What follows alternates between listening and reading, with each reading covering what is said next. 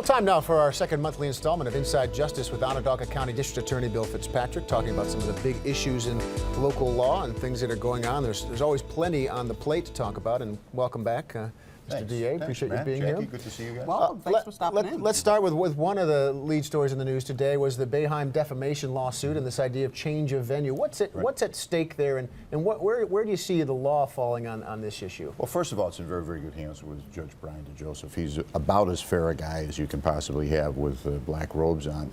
With that said, plaintiffs historically in New York, if you can find a nexus to New York City and get jurisdiction there, that's where you want to go. Because your slip and fall at Wegmans and DeWitt that a jury here might give $5 grand for or something, they'll ring. Turns into big money. Oh, they'll turn the courthouse into a pot of gold. Sure. But that just could be a strategic decision, but that the lawyers are making. But legally, what is the proper nexus for the trial? Where are the witnesses? Where is the plaintiff? Where is the defendant? And all of those answers keep coming back To Syracuse. Onondaga County. Yeah, and the judge today in the courtroom even kind of set that aside. Like, we all agree where everybody lives, don't we? And said, okay, we're set there. Now convince me why it should be in New York City. Right. He kind of flipped the burden back on the plaintiff in that, which is interesting, I thought. I think what we'll do to make it perfectly fair for both sides is we'll take some fans from the last time we lost at the Carrier Dome, and we'll put them on the jury along with the other people that love Jimmy Boeheim, and we'll see what happens. The ones that always come out and criticize.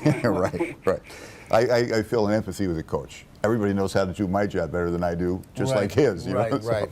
Well, speaking of that, the other big story of the day has been the megabus crash, and your prosecutorial crew is in the courtroom trying to make this case a criminally negligent homicide. The defense is saying, well, we agree this was a terrible accident, but maybe not a crime. How are you viewing that? It's a little bit unusual in that there's not going to be a lot of dispute about the facts. The facts are what they are, and the good news is that Judge Alloy is going to make a decision, and I'll say right now I haven't got a clue what his decision is going to be, but I'll be very comfortable with it, whatever it is, because he's a fair man, and I think he'll listen to the evidence. And I understand the defense's strategy. You want to take the emotion. I mean, today the emotion level was through the roof in that courtroom. Listening to the people, the first responders on the scene. Were you there that night? Right. I was there later that day, and I saw some of the carnage that was left and dealt with it. It was horrific.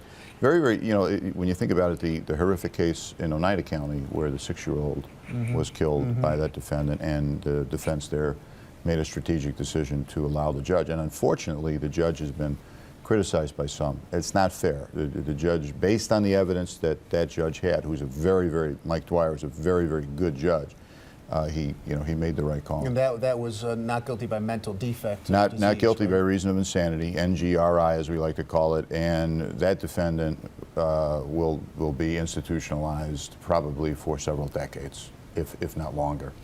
We want to get to a question that it's on Facebook here tonight, and it's been an issue that certainly has been in the news a lot. It's about investigation of Chief Frank Fowler's son. Claims that the grand jury was convened because the owner of the car that was, well, you know the issue. Yep. What's going on with this now? Where do you stand in this investigation, and why was the grand jury invoked here? The grand jury was invoked because the mayor came down and said, you can't talk to anybody. I'm ordering people not to talk to you.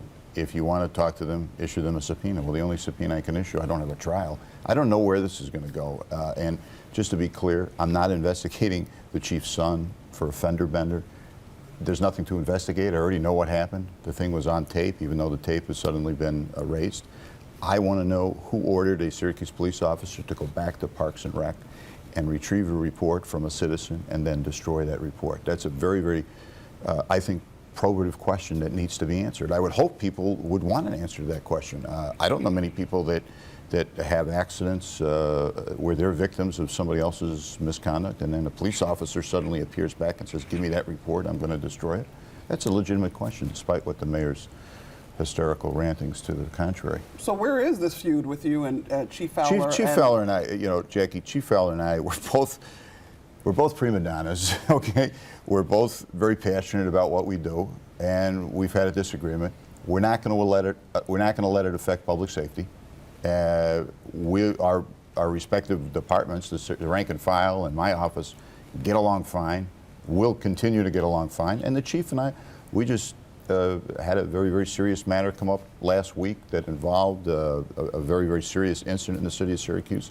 The chief left a message for me. We spoke through intermediaries, and the thing worked out fine. And that's the way it's going to continue to be. We do want to add, we did offer an opportunity for the mayor and Chief Fowler to speak somewhere around this interview just to balance this out. They declined to do that today. We want to let people know that too.